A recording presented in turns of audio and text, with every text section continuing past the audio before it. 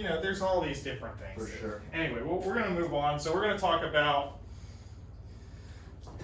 Chapter 13, the other side of the mortgage business, right? We talked about the basics yesterday of LTV, loan to value, and all that. This time we're going to talk about who does a loan, what are loans, how many types of loans there are, and what we need to do to get them. On top of that, we're going to talk about fraud, monetary policy, and all these other things. This is what Chapter 13 is. We're going to break it up into two parts because it's a long chapter. The first part is going to be types of mortgages and the basic documentation. So basic documentation, they have this thing called a uniform residential loan application. You're never going to hear somebody call it a uniform residential loan application. You're rarely ever going to hear it called as an IRLA. This is how we abbreviate it. When I heard IRLA the first time, I was like, who is IRLA? Is that Ursula? Is that the person from Disney or whatever, right? The Little Mermaid? That's what I thought when somebody said IRLA. I said, what the heck's an IRLA? Listen, they call it a 1003. In the mortgage world, everything's done by a document number. 1003. It's called a 1003. IRLA is a 1003. A 1003 is your uniform residential loan application. If you need a rent schedule, 1007. You need a underwriting form. It's 1008. This is the stuff you want to know, right? 1003 is a loan application. So if you ever hear it in mortgage lingo, you're gonna hear the word 1003. 1003. Yep. And what that has on there, it has who your employer is, it has your income, it has how much is in your bank account, and it has your credit score and your credit report, so all your minimum payments. If you have a car loan, credit card, student loan, all that stuff's going to be on your uniform residential loan application, along with the address for the property and everything else. There's 6 pieces of information you have to get. Once you get that, then a loan estimate has to go out. We're not going to get into all that loan estimate, closing disclosure stuff right now, but that's basically what a loan application is. You fill out the information. Now, this isn't verified information, except for the credit report. You're going to tell them, okay, I make $36,000 a year, so they're going to put down $3,000 a month. Then they're going to go to your employer, get a verification of employment, or get your pay stubs or your tax returns, calculate it, and then they'll update it, and you'll have a final loan application to sign at your closing table. That's how it works. So right here it talks about credit evaluation, credit scoring. And we have these things called qualifying ratios and qualifying property for actual getting it done, right? We'll talk about ratios in depth a few slides down. This is more just the general process for qualifying for a loan. And we have a pre-approval and pre-qualification. People like to intermingle these two terms, pre-qual and pre-approval. They're not the same thing. Pre-approval means I have a conditional approval. It means, what is a conditional approval? Conditional approval is worthless. But what it means is that we've already submitted our income documents and we've had it reviewed by an underwriter. Pre-qualification means I called you up, you had a credit pull, 680 credit score, I make $6,000 a month, I have $300 in car payments, give me a pre-qualification. They can give you a general qualification based on what you told them. There's no verified information. Pre-quals are worthless. They don't fully grade either. Sometimes they do. It depends on the lender. Depends on the lender. A lot of times they don't, though. A lot of times they just say, I'll take what you say, I'll give you a loan, right? So you get a pre-qualification for $550,000, and you get a pre-approval on the same scenario for $380,000 because people don't understand how it works, right? Pre-approvals are worthless too. Everybody says, well, I have a conditional approval. Okay, conditional approval really should be called a conditional denial in my opinion, because if you don't supply everything on that conditions list, you're not getting approved. So everybody said, well, there's only one document left to get approval. I'm like, so you're denied, because if you don't have that document, we can't give you the loan, so we're denied, right? Everybody says, well, we only need one more item. Well, then give me the approval if you can, right? A full approval, right? So that's where people get confused. A lot of people don't understand the difference. Just know that pre-qualifications are worthless. Pre-approvals are technically worthless, but at least somebody's looked at it, right? I do ask for pre-approvals on all my loans because you have to have something, right? Is bank statements Better sufficient nothing. for you, or do you ask for the document? Oh no, I do a full doc loan because the interest rates are lower. Interest rates are high when you don't submit things. Right. Okay, so then we have these two types of loans, right? We have Conventional is a big block of loans, then we have non-conventional loans. Nobody's ever going to use this term non-conventional in the real world, but just understand that there's conventional and there's non-conventional. Non-conventional is stuff that's backed by the government, FHA, VA, USDA, right? Conventional loans are Fannie Mae loans, right? Fannie Mae loans or Freddie Mac loans. These are your normal loans. You would go to any bank and put 10% down, 20% down, and get a loan. So conventional is like a standard loan. Government loans are FHA, USDA, VA. Those are backed by Ginnie Mae as an investor. You'll see later in the chapter. But they're backed by the government. So back in the mortgage crisis, everybody's like, well, what's going on? Well, most of the problems was this. The Fannie Mae bailout, the Ginnie Mae, or Fannie Mae and Freddie Mac bailouts was most of the problems with the mortgage crisis. It's conventional loans. It wasn't government loans. So here's the features. Everything I tell you in this chapter, know it for the test, but don't remember it after the test because it's wrong. Does that make sense? It's not real practice every day. I'm not going to get into what real practice is because it's going to confuse you for the exam. So when I tell you ratios and stuff, understand this is for test purposes. Get with me on post-licensing for the real answers, right? Because now you've been practicing for a while, I can explain how it really works in the real world. And I'll mention a few things just so you kind of get an idea what I'm talking about, but I'm not going to depth. So interest rates are negotiated between lender and borrower. So a lot of people don't understand you can negotiate your interest rates. This does include a due on sale clause. Typically, we talked about due on sale clauses yesterday. What is that? When you sell your house, you have to pay off the loan in full, right? You have to remove the lien. There's a prepayment clause. Prepayment clause allows you to prepay without a penalty. Remember, there's also a prepayment penalty clause that we talked about yesterday that sometimes when they're contributing towards closing costs, you're giving some special program, like a grant, bond, they're gonna require you to pay something back if you don't close or if you sell it within the first 5 years, for example. Conventional mortgages typically require a larger down payment compared to non-conventional. So typically, the key there is typical. You can get 0% conventional loans as well, 0% down. But typically they require a larger down payment. This is kind of an old school mentality. In the real world today, it's not much different. You can do 3% down conventional, 5% down conventional. But typically they're gonna say we need to have a 20% down payment. Right? Everybody's like, well, how much do you need for conventional? You need 20% down. If you're doing an investor loan, you might need 30% down, 20, 30%. That means you have what? If you're putting 20% down, how much is your loan to value? 80%, it's on the board, but 80%, right? You're putting 20% down, that means you have to pay 80% back. You're getting a loan for 80%, right?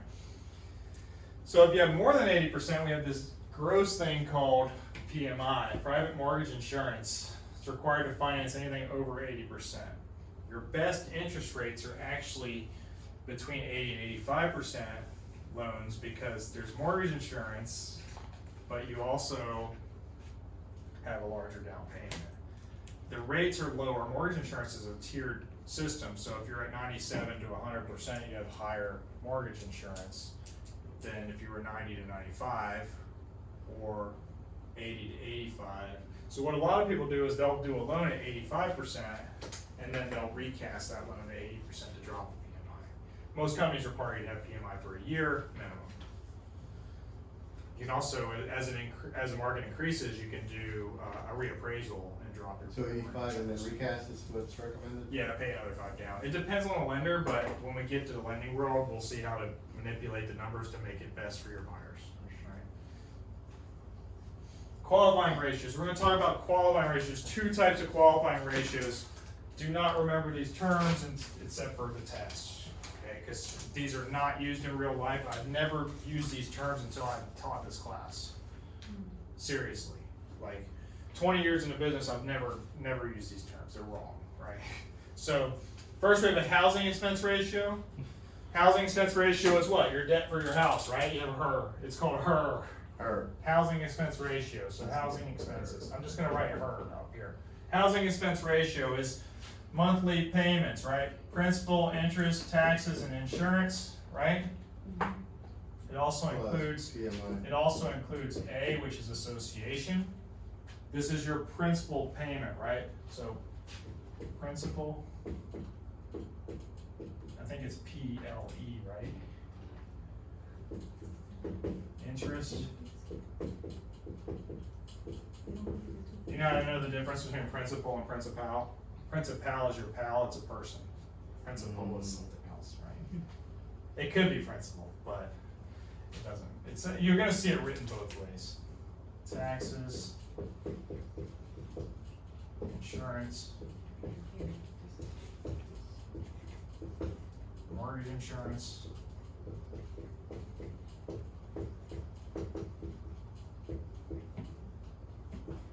And what else?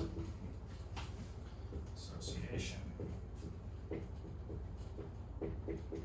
These are all in your primary housing ratio, your principal, interest, taxes, insurance, mortgage insurance, and association. These three are escrows. This one is not. This is just used, I put it in parentheses, because it's used in your qualifying ratio. We're talking about qualifying ratio. Association is included, not every time you have association. The only things in your payment are these items, not this item, these items. When they talk about this insurance, principal, interest, tax, and insurance, we're talking about hazard insurance. We're not talking about mortgage insurance, we're talking about hazard insurance. This is homeowner's insurance. Does that make sense? Yeah. Alright? Then there's this thing called total obligations. Total obligations is PITIA and then obligations, right? So it's all of these, all of her plus credit cards,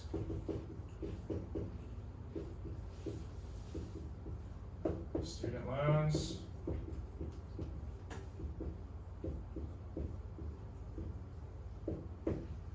car payments,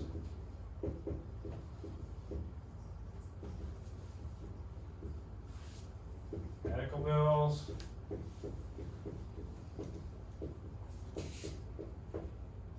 other houses,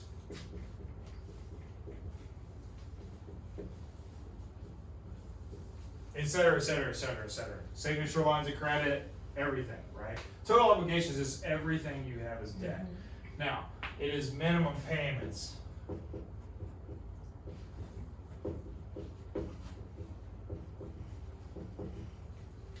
So total obligations is your housing expense ratio plus all these other items, minimum payments, right?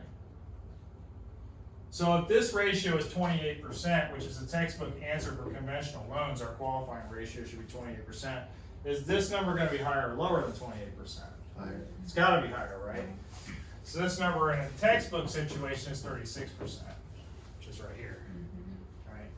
In real life, that's not true. We get 50% loans done all the time. FHA? No, conventional. We're talking about conventional. We're talking about conventional. Because they used to allow that when I was in banking, that's why. Yeah, we're talking about conventional. We're gonna talk about FHA in a second. So 28, 36 are your textbook answers. You need to remember that. We're gonna put them in a chart, but you're gonna have to remember this. So does this all make sense? This is called debt to income.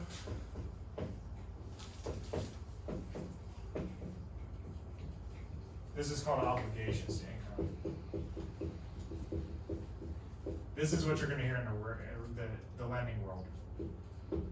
Everything is a ratio based on your income. So this 36%, this ratio comes from adding your minimum payments and dividing by your monthly income. That's how you get the qualification number, the ratio. Does that make sense? It's all good? Yeah, so DTI does not include TOR. DTI does not include TOR. Some people interchange the numbers, but it's actually obligations to income. Obligations to income. Yeah, but they're gonna call it TOR. Yeah. I They're used gonna to call it see TOR TOR on the the, test. You're gonna see this. I've never TOR. seen it until I got I into. used to see it on the computer. It Really? said TOR. I've never seen it until I got into the Yeah, real the estate. number would always be there to try, yeah. I've never seen it until I taught this class, I'm telling you. No, we saw it on our system, I never did. We had a different system. Salesforce. I didn't use Salesforce. Never used it. It's not an industry term. It really isn't. Yeah. Nobody uses it. Nobody talks about it. You But might see it, but In nobody talks finance, about it. everybody talks about jargon, or. They talk about obligations to income, or they just say DTI. DTI. They say front end or back end ratio. That, yeah, that's true. That's the other thing they say. They say Back end, front end ratio. Back end ratio. so the front end is the lower. Right. This is the terms you're gonna hear. You're gonna hear back end ratio or front end ratio. You're gonna see obligations to income, debt to income. You're not gonna hear housing expense ratio, total obligations ratio. You're never gonna hear that. You might hear it 1 out of 100 times, but you're never gonna really hear it. So don't worry about it. This is not your job as a real estate agent. Stay in your lane. Let your lender do your job. But Now- this is a test, so. You're gonna have to know it because it's basics, right? Right. But once you take the test, this is not your job, right? If you make it your job, you may become a really good agent because you can talk to your people about it before they see a lender. We can coach them so that we prepare them for the loan process, right? So that's the qualifying ratios. We have these common types of mortgages. I'm gonna erase the board. We have an amortization schedule or an amortized mortgage. I'm sure you've probably heard of this, right? I want a 30-year amortized mortgage. I want a 15-year amortized mortgage. You might just hear I want a 30-year mortgage or a 15-year mortgage, right? You heard that? Yes, sir. 20-year mortgages, 40-year mortgage. You ever heard of a 40-year mortgage? Yes. Okay, so there's 40-year mortgages. What's really cool about a 40-year mortgage, you could be 90 years old and get a 40-year mortgage because we can't discriminate. I don't know anybody that's 130 years old, but it's not a bad thing, right? Amortized mortgage is a fixed rate mortgage. It's your fixed mortgages as a fixed payment. They call them level payment, right? Called level payment plan mortgages. I've never heard that term, but that's what they call them. The payment never changes. So I say that with a grain of salt. The payments do change based on your escrows, but your principal and interest payment never changes, right? Fixed rate, equal monthly payments over a loan term. The way it works is this. Have you all owned property? Have you owned a house? Not renting. Okay, so if you own a house and your payment's $1,000, this is your payment. Month one, you pay $999 in interest, and you pay $1 in principal. This is a gross example, but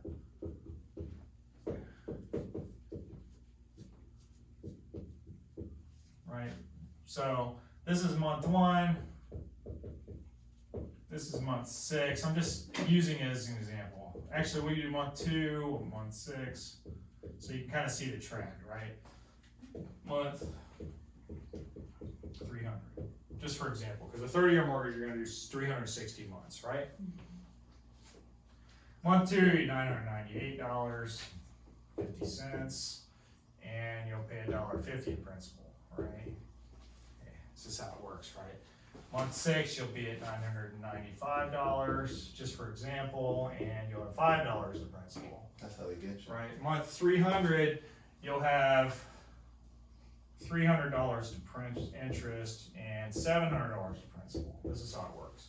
So the payment never changes, but the amount of interest decreases and the amount of principal increases. That's how an amortized mortgage works, right? I use this example so that you can see that there's a big change over time. The numbers switch. The problem is you pay the interest first, you pay the principal second. So you're paying $800,000 for that $350,000 house. Unfortunately. Huh? Unfortunately. So the way you can reduce that is by paying an extra payment every month, every year. One extra payment a year, you're knocking $1,000 off of this side. So that's going to change this number to $992, and that's going to change this payment to $985, and that's going to change this payment to, I don't know, $200, for example, down the road, and then all that's going to principal, and that's helping you pay off your house quicker. You can pay off a 30-year mortgage in 19 years if you pay one extra payment a year. 19 years? 19 years. 2 extra payments, you'll pay it off in 14 years. And if you have a different type of loan called an adjustable rate mortgage, which we're going to talk about next. So we talked about amortization. The interest gradually decreases, the principal increases, right? They say principal, I still think it's principal. Mortgage and amortization table, here's your principal and interest. We talked about this, you're going to get a schedule, right? The figures that have to be inserted in an amortization schedule, if you ever want one to play with, I created one on Excel. So you can put the principal interest in there, and it'll give you in the term, and it'll give you the payments. And how quickly it'll be paid down now. I did it on Excel, I use formulas. Nice. So then, even a better way to pay off your mortgage quicker is this adjustable rate mortgage. Adjustable rate mortgages today are a bad thing because rates are increasing. But 10 years ago, adjustable rate mortgages were a good thing because the rates were decreasing. So you take advantage of the market rate as it goes up and down, right? A lot of people got in trouble, right, with the arms. Yeah, well, ARMs have a cap, and we'll talk about the caps in a second. But interest rate changes at preset intervals. So you have these are the common ARMs you're going to see. You're going to see a 3-1, you're going to see a 5-1, you're going to see a 7-1, you're going to see a 10, sorry, you're going to see a 10-1. I've seen 5-2s. I've seen 1 month adjustables. Wow. I've seen 6-month arms. All these other ones, right? These are not common. These are non-conventional. These are conventional, but they're portfolio. I would say like non-warrantable. Like these are port loans. Boutique. These are your standard loans, right? So you have these different types of ARM, and what these mean is you have a fixed rate for 3, right? The first number is a fixed rate period.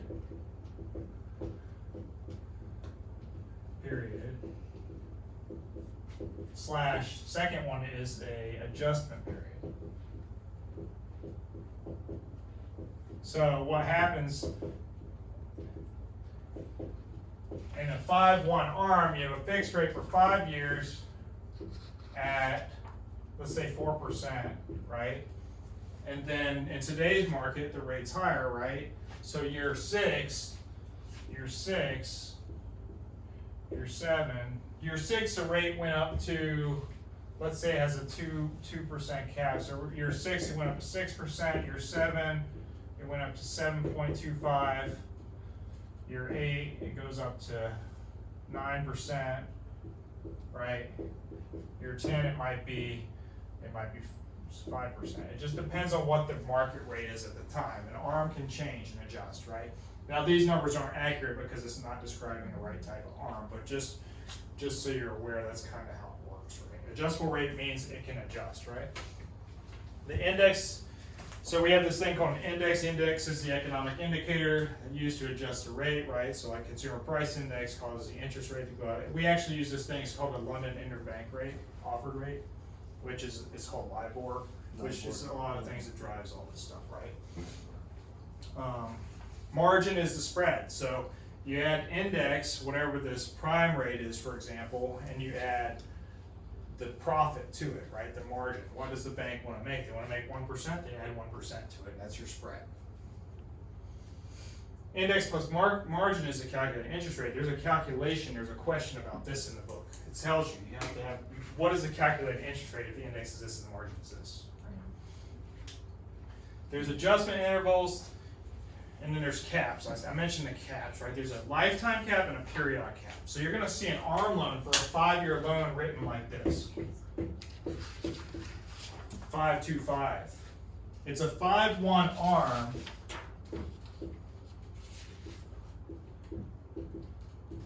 But the caps are here, right? That's what they're going to write it. 5-year ARM, but the caps are here. Or you have a 5-1 ARM, and the caps are, these are the two most common. 525 or 226. Those are the most common arms you're gonna see. But remember it, 5 years is the fixed period. Cap is initial interest rate, periodic interest rate, lifetime interest rate caps. These are your caps. These are percentages. These are all in percentages. So if your interest rate is 5% for the first 5 years, the highest your initial adjustment can go up is to 10%. It can go up 5%. So 5 plus 5 is 10. If the next year interest rates went to 11%, it couldn't go up anymore because the cap on the loan lifetime is 5%. But if it went down to 7%, that 10 would then drop to 8. And then the following year it would drop to 7. It would follow the rate. However, it went up to 2%. If the rate drops 3%, your payment changes 2%. And we'll do an example so you can So explain. it's a 2% cap on what it can go up or down, Per year. Per year. But the first year can be 5 years. only the first year, Initial, periodic, lifetime. lifetime, bam. So in this case, it can go up 2% the first year, 2% the second year, or third year, or fourth year, but only 6% In total. the lifetime. Right. So you just have to know that these are initial, periodic, and lifetime caps Initial, on the periodic, interest rate. We're talking about caps lifetime. here. It's the most of payment. So how do they qualify you? They qualify you based on this lifetime cap. They Mhm. qualify. So if your interest rate is 3%, they're gonna give you a 9% qualifying rate. Gotcha. Okay, just for example, just textbook speaking, not real life, but textbook speaking, that's how they would do Make it. sure you can repay the Right. loan. Normally, like when I was a processor at Merrill, it was 5% over what the initial rate was. So if the initial rate was 3.75, then we would qualify on 8.75. That's how we would do it. Got it. But we did 5-year arms, which that would fall in line with this, right? Yeah. This is confusing. You will have a question on this. It's gonna be more about calculation of it though, not the actual.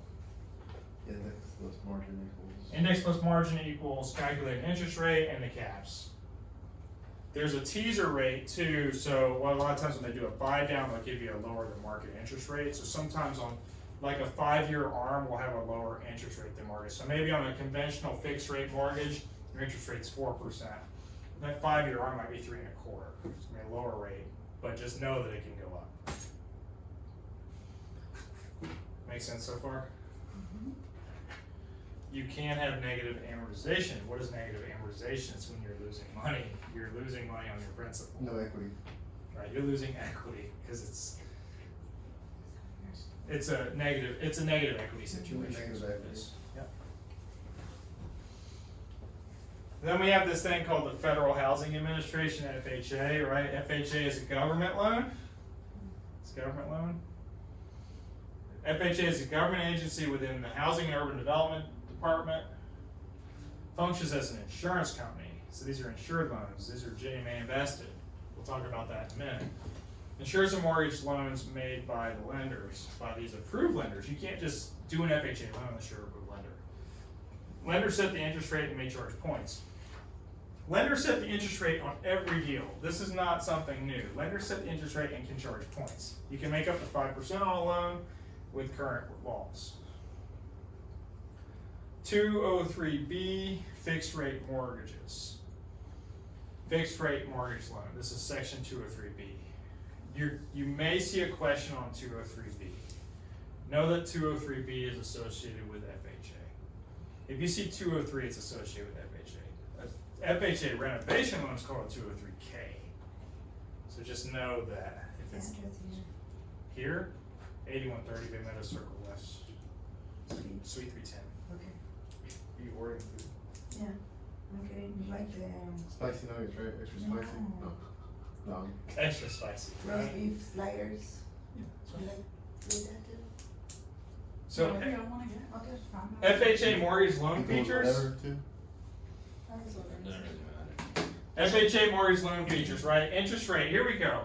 This book keeps telling us that interest rate is negotiable between lender and borrower. It's negotiable on every deal. Don't let them play that game. What's this one? What's this one? 310. 310. Discount points. FHA approved lenders may charge discount points. That's true. Assumable. So FHA government loans are assumable. Why is that important? Because today's market, you can assume somebody's loan with a lower interest rate. So it makes it more attractive to sell a house, right, for a buyer. Buyer can buy this house because the interest rate today is about 7.25%. FHA is about 6.25%. I can assume that mortgage that was done 5 years ago at 2.875, so that payment's lower. Right? I still have to qualify, but I can assume this loan if I qualify. Right? Complete qualification of the buyer assuming loan. No investor loans and no prepayment penalties in these FHA deals. Primary.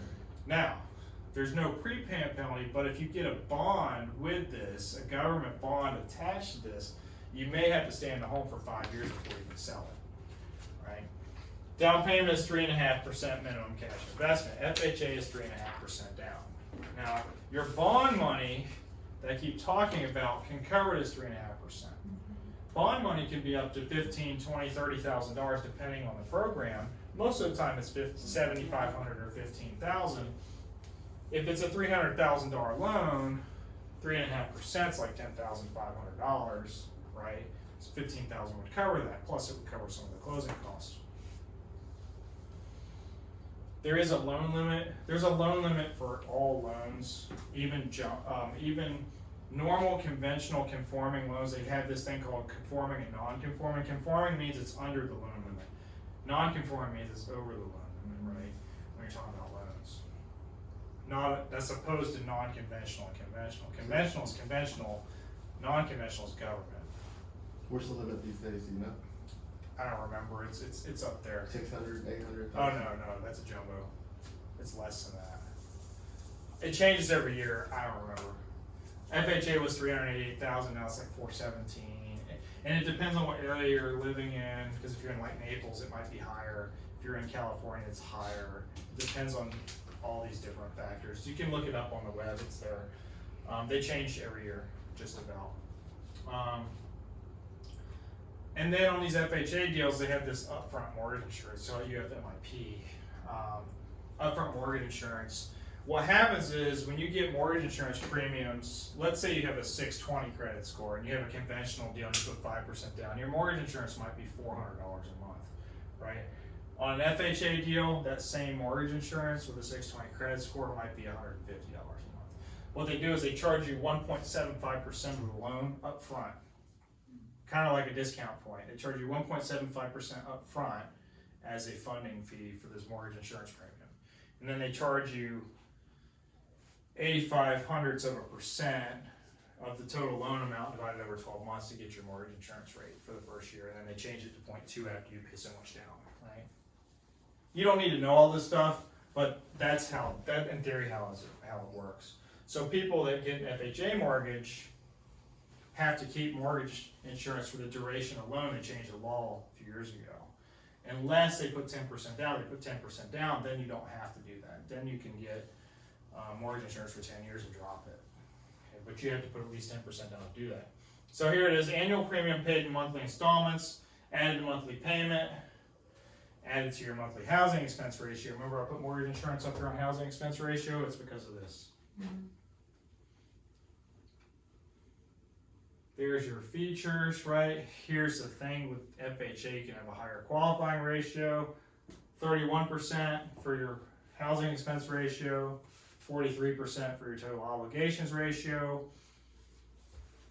Textbook answer, we're gonna put it on a chart, it's textbook answer. This is not real life. I've done FHA loans over 55%. What was the her amount? Her is 31. It's 31.40. Conventional is 28.36. FHA is 31.43, and then we have VA that's 41%. We'll get to in a minute.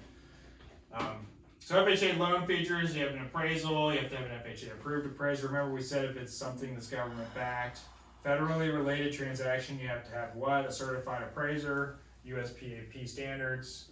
Right? We talked about that in chapter 2. Real estate agents can't do these appraisals because we don't have an appraiser's license. Appraiser confirms whether the property meets HUD's minimum property standards. On FHA, they check the addicts, they check other things to make sure that it meets this minimum standards for that. FHA doesn't warrant the condition. You still need to get a home inspection. But the appraiser tends to check a few more things. You get this insured commitment, so they have this thing, you get this FHA case number, and you get this mortgage insurance assignment number and all this other stuff, right? So that it's a little bit more involved, FHA, than it is like conventional. FHA gives a conditional commitment to insure the mortgage loan as long as the house is built to these standards. That's basically how FHA works. Then we have VA loan guarantee. VA loan guarantee, Veterans Affairs. It's a non-conventional, again, it's a government loan, we call it Govy loan.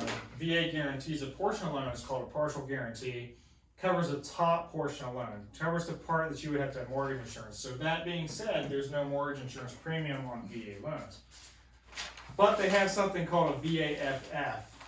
It's not on this sheet, but it's called a VA funding fee.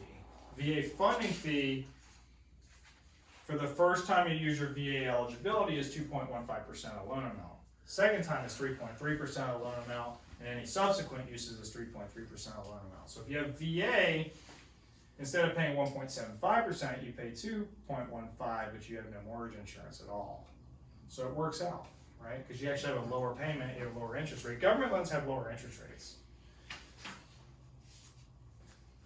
VA loans are made by private lenders that are VA approved. So all these lenders are doing VA loans, but they're insured by Ginnie Mae, right? Must use a property as primary resident. You cannot buy VA investment property. VA does not require a down payment. VA does not charge mortgage insurance. They have a funding fee. On a $330,000 loan, that funding fee is $6,300.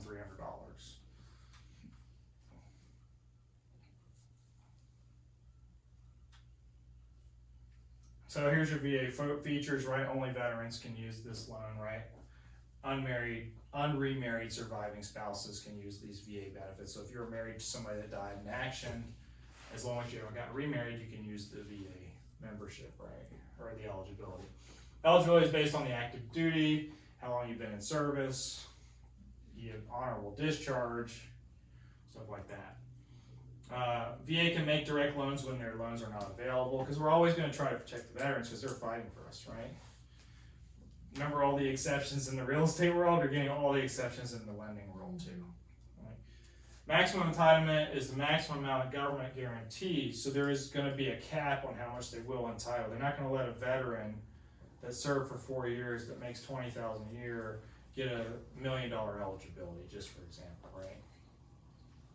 They're going to give you this thing called a certificate of eligibility. You're going to supply your DD 214, whatever you have, and then you're going to supply all this to the Veterans Affairs. They're going to tell you how much your eligibility. You're going to get a COE. It's called Certificate of Eligibility.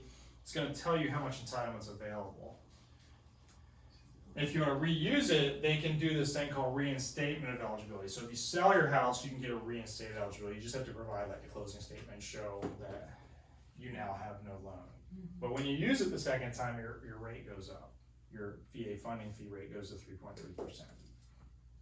Now, again, that's textbook. If somebody's like 100% disabled, you may have a waiver of funding fee. Right? So there's all these different things. Right? Most people have some type of military person in their family, so somebody knows about this stuff in their families typically. My dad was a Air Force. Jacksonville's a military town. This is important to know. 30% of the mortgage in Jacksonville are VA or FHA. So it's very important that we understand VA mortgages. A lot of real estate agents are scared of the VA because back in the day there was a lot of inspections you had to do for VA. Now VA is probably one of my favorite loans. I'll be honest, VA loans close. I closed a VA loan with a very high debt ratio, and you're going to see right here it says qualifying ratio is 41%. I closed a VA loan with a 72% debt ratio. What? So don't tell me that this is this. Just know that that's the textbook answer. There's no front end or back end ratio with VA. There's one ratio. Just one ratio. It's 41%. You got the 72. That's so high. There's a thing called residuals, and we're not going to talk about that, but there's a thing called a residual. They take in other expenses and see what you actually have, right? Loan limits. There's no maximum loan limit for borrowers who have their full entitlement. Borrower must have sufficient income to meet the lender's credit requirement, right? So again, it's capped based on your income. Loan origination fee, 1% charge to veteran borrowers. You don't see this 1% fee anymore, but you could see one, right?